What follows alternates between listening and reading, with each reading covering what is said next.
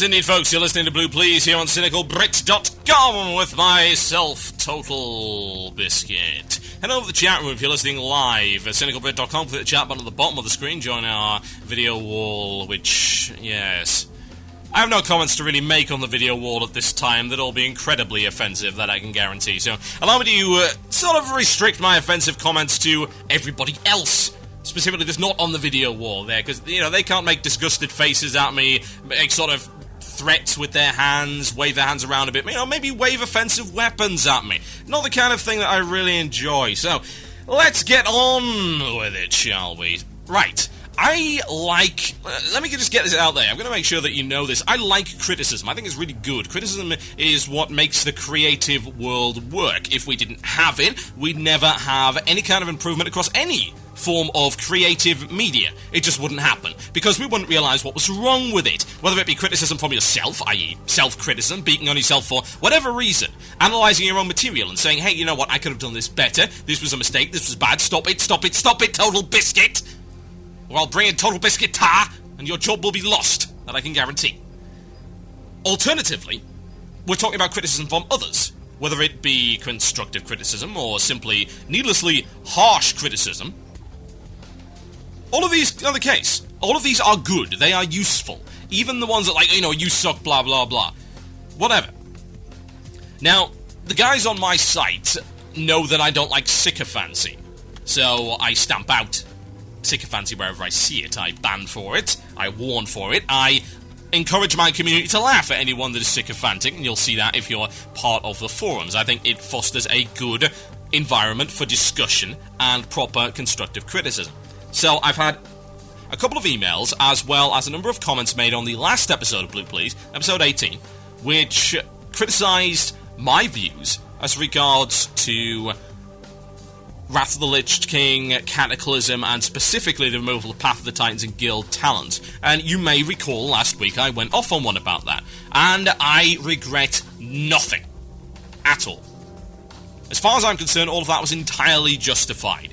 But there have been, you know, comments by fans and by listeners left in the comments section, so I feel, as a matter of courtesy and respect to them, who have spent their time, who have taken time to put down information that they think will help make the show get better, to respond to that, and to go a little bit more in depth on these topics and try and explain my viewpoints a little more.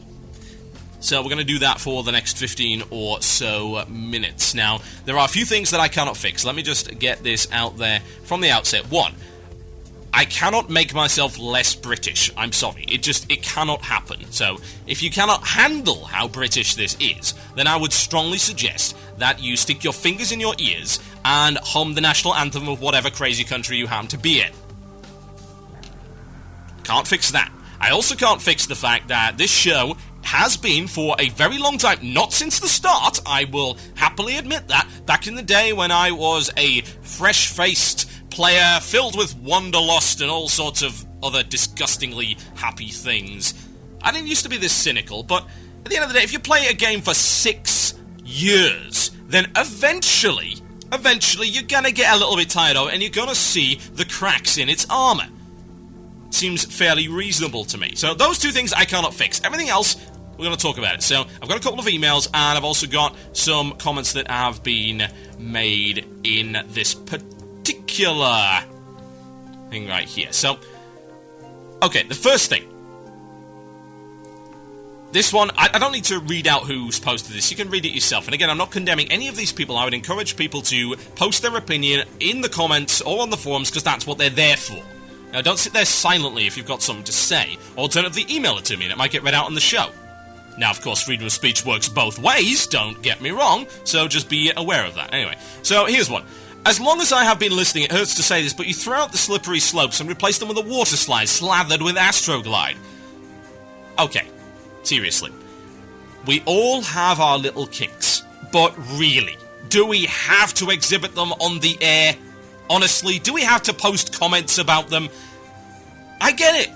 It's okay. If you like the water slide slathered in Astroglide, I am sure there are both support groups and particular communities on the internet based solely around that.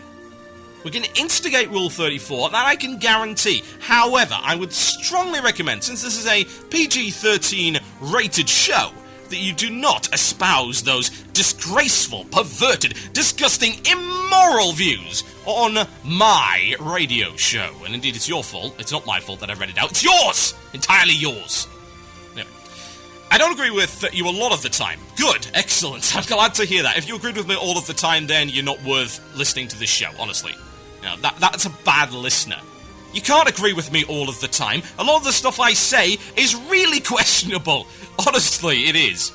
Anyway, your arguments for the most part were sound and made me look things in a different light, but recently it sounds like pointless ranting. I really love your show and been following you for a long time, but I just hope you get over this slump. Right, okay, that just can't happen. Right? I don't rant for the sake of ranting. I want to make this absolutely clear to people. I rant because I am annoyed about something that I feel is bad. If you would like me to claim otherwise, then I can recommend a number of shows on several rival stations that are very good at denying reality. Cognitive dissonance is their specialty. They could be, perhaps, they could be called, I don't know, the original experts of such a thing. You know, gaming experts. The kind of people that put out media. You know, media that's original. They are the experts of that, and they design it specifically for gamers. They're very good at that kind of cognitive dissonance and getting things incredibly wrong. However, if you're listening to this show, then all I've got to say is you're listening for my opinion and my opinion alone. And if you don't want my opinion, why the hell are you listening to my show? Because let's be honest, that's all it's ever been. All it's ever been. Now, it's not pointless ranting. It is exacerbated. It is taken into a larger-than-life kind of way. And it's not like I'd walk up to someone randomly on the street and shout like this. It would be kind of threatening, it would be a little bit scary, and I'd probably get arrested. Thankfully, I am in the safety of my own studio, and I don't have to worry about that kind of thing. I'm not as mad as I sound. If I was, my head would explode. And not just for my gigantic ego. I'm talking about high blood pressure. No one can genuinely be that angry. The kind of people that you see being that angry on the television, Glenn Beck and freaking Bill O'Reilly and Sean Hannity and those kind of people, a lot of that is expanded from opinions that they do hold, but they don't feel that strongly about it. Seriously, people like that don't exist. They really don't, because they can't function in society. Moderation is key to being social. But on a show like this, no, it is not. So, what I will say to that particular piece of criticism is that ranting on this show is genuine, but it is larger than life. It may be taken to extremes that a normal conversation would not go to. Why? Because it's entertaining. Okay. Now, let's move on to another one. There's a couple more. Let's see. Okay, this one's good. Is it? Is it? Yes. Yeah, we'll go with this one. Okay. This is actually from the same guy, but he's expanded on it a little bit more. So, first off, I understand where you're coming from in most cases. I don't expect you to convince you to reorder your Cataclysm pre-order. I'm not happy about the removal of Path of the Titans either. I was looking forward to something like AA points for EQ, but I could see why they would drop it. Adding in Path of the Titans as a whole, it's a whole nother balancing variable that they have to consider whenever they change anything. Right, except, I've said this before, I'll say it 1,000 times, they are one of the most experienced, certainly one of the most well-funded, one of the largest development houses on the planet that claim to have a carte blanche as to when they can release a product. That's what they claimed. They claimed that last week. I read out the quote. I then subsequently read the quote which actually proves it wrong. From the same guy. Dear God. They're not getting so good at PR, honestly. I think Ghostcrawler's been off his meds lately. But here's the thing. They have all of this expertise and money and resources at their disposal. You're telling me that they shouldn't take a risk? And when they brought in PvP, do you think they considered the absurd amount of balance implications? And by PvP, I'm talking about real PvP, not just world PvP. Balance implications are irrelevant when there is nothing to gain. It doesn't matter if some class is more OP than you, when there's nothing to gain out of it. But as soon as rewards come into play, as soon as there's a point system, as soon as there's a win-loss ratio, a KD, then it starts to matter. And when it starts to matter, then you've got to look at balance.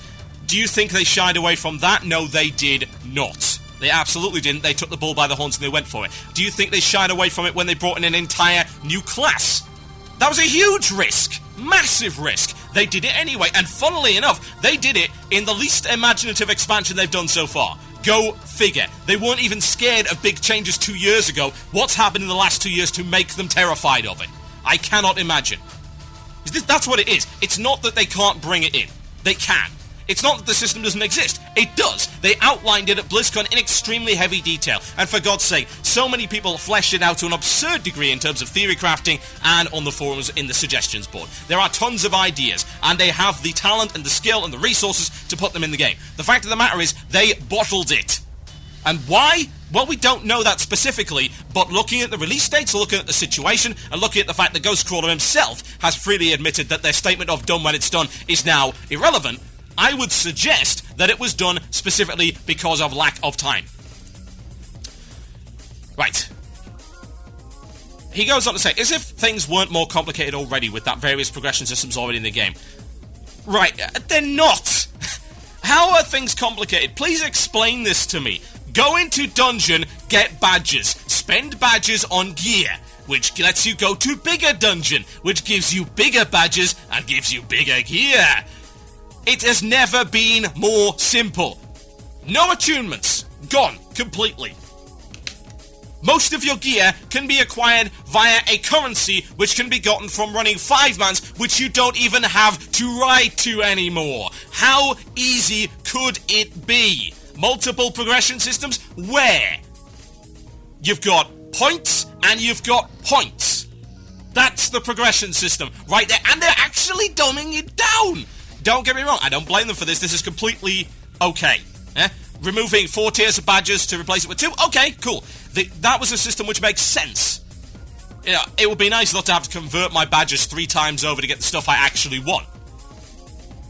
But the fact of the matter is they've simplified it even more in Cataclysm. Are you really telling me people cannot handle that? Because I do not believe you. I don't. Everyone knows that you spend Monopoly money to get gear. It's been that way for the past 2 years. Indeed, it has been that way to some degree for the past 4. It's not a hard concept, and I'm pretty sure people can figure it out, especially if you get a little tooltip which says, go to dungeon, get these badges, spend badges at this vendor. Yay! Free purples! Well done! Congratulations, there'll be an achievement for it. Oh wait, there already is! God. I got my RL achievement today, by the way. I went into a shop and bought a product, and a little thing popped up above my head that says, Achievement unlocked! Bought something with money! Well done, person! Yeah. If only life was as mollycoddling as World of Warcraft. Oh, yes. If it was, we'd never leave the house. Okay. Anyway, let's skip the guild talent stuff, blah, blah, blah. It is, in my opinion, not that it matters to you. It does matter to me. Don't do that. Yes, it does. Your opinion matters to me. It matters that you've actually taken the time to express it. I don't necessarily agree with it, and I'm certainly not going to change my mind because of it, but it does matter when you tell me your opinion. Don't assume that it doesn't matter. Your opinion does matter to me about this podcast because sometimes you say things that can actually help the podcast get better. Not all the time, indeed maybe not even the majority of the time, but sometimes, and the fact that you took the time to sit down and write that is valuable. It shows how much you give a damn. If you didn't give a damn, you just unsubscribe. You wouldn't tell me why. You certainly wouldn't reply to me after the first time and then go into greater detail with a 7-paragraph post as to why. I don't think you're right, but I'm cool with you expressing the opinion. Anyway, you're making assumptions as to Blizzard's motivations and other facets are a bit too far and begin to veer on the verge of ranting. It's not the verge, it is ranting. Be honest, it is ranting, that's what it was. Anyway, I would simply ask you not to completely ignore WoW in the future. After the NDA is released, I'm sure you will be pleasantly surprised with other changes on the game that you might not have expected. Okay, guys. If there was an alpha, and I'm not saying that there is, then I wouldn't be able to tell you anything about it. I also wouldn't be able to tell you if I was in the alpha, which of course does not exist. So just bear that in mind. All I can say is that if you really think that every podcaster is in the dark about the current state of the content in Cataclysm, then you are living in a fantasy world. If there was an alpha, which of course there isn't. Okay, last thing. I think you're bashing Blizzard a little bit too much. We have StarCraft 2 coming out in roughly a month, and that's going to keep me entertained for years to come. That's great, except for the fact that I don't actually care. You know, I really do like StarCraft 2, and I'm going to be big into it in a massive way, and a lot of you don't know just how big that's going to be. Whatever the case, it doesn't matter, because it's a separate dev team. WoW development should not be affected by StarCraft 2 development. I don't care. I want my WoW development because that's what I'm paying for. I'm not paying for StarCraft 2 development. I pay a subscription so you can put content into the game to justify me keeping that subscription. And if that doesn't happen, then I'm not gonna play anymore. It's an amazing idea, isn't it? My name is Total Biscuit, and this is the one and only Blue Please here on cynicalbrit.com. I haven't played this band in a little while. I think we need to remedy that, don't you think? I certainly think that we do. So let's kick it off into high gear right now with one of my absolute favourite tracks that I discovered about a year ago. I've probably played to death on my very own MP3 player, but not so much on this show. I'll be right back after this break, folks. This is a Louvate with Calling the Rain. Enjoy.